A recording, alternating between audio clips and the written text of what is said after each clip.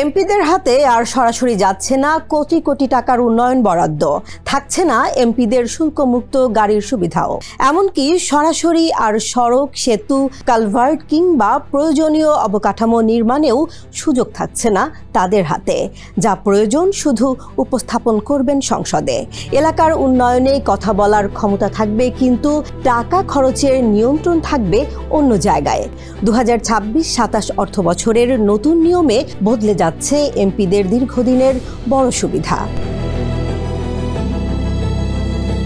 এতদিন সংসদ সদস্যরা নিজ নিজ এলাকার উন্নয়নের জন্য সরকার থেকে সরাসরি পেতেন থোক বরাদ্দ।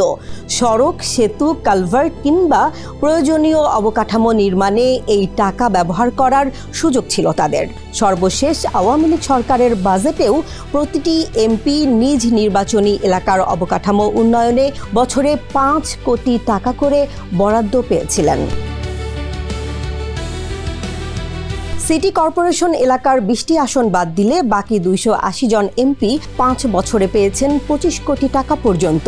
এর আগে 2009 সালে প্রথমবার আওয়ামী লীগ সরকার গঠনের পর এমপিদের জন্য বরাদ্দ ছিল 5 বছরে 15 কোটি টাকা করে। 2014 ও 2018 সালে এই বরাদ্দ বেড়ে হয় 20 কোটি টাকা করে। কিন্তু এই টাকার ব্যবহার নিয়ে বারবার উঠেছে প্রশ্ন। অভিযোগ ছিল অনেক প্রকল্পে দুর্নীতি, স্বজনপ্রীতি এবং অর্থ অপচয়ের সুযোগ তৈরি হয়েছে। তাহলে টাকা নিয়ন্ত্রণ করবে কে?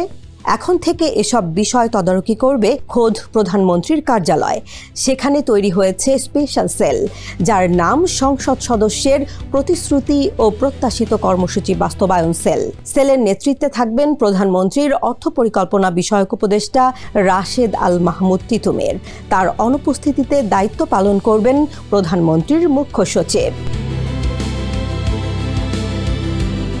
নতুন নিয়মে প্রক্রিয়াটাও হবে কঠিন। প্রথমে এমপি দেবেন লিখিত প্রস্তাব, এরপর যাচাই করবে বিশেষ সেল। অনুমোদন মিলবে সংশ্লিষ্ট মন্ত্রণালয়ের প্রকল্পের মাধ্যমে হবে বাস্তবায়ন। তবে একই কাজ যদি অন্য কোনো প্রকল্পের আওতায় চলমান থাকে, তাহলে এমপিদের প্রস্তাব বাতিল হতে পারে। শুধু উন্নয়নের কথা বললেই হবে না, প্রমাণ করতে হবে এতে মানুষের বাস্তব উপকার হবে কিনা।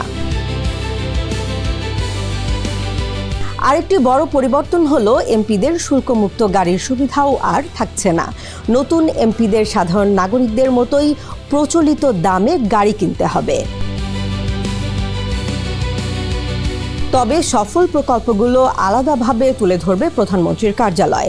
দেখানো হবে কোন উদ্যোগ কতটা পরিবর্তন এনেছে মানুষের জীবনে। অর্থাৎ বদলে যাচ্ছে শুধু টাকা বরাদ্দের পথ নয়, বদলে যাচ্ছে এমপিদের উন্নয়ন রাজনীতির ধরনও।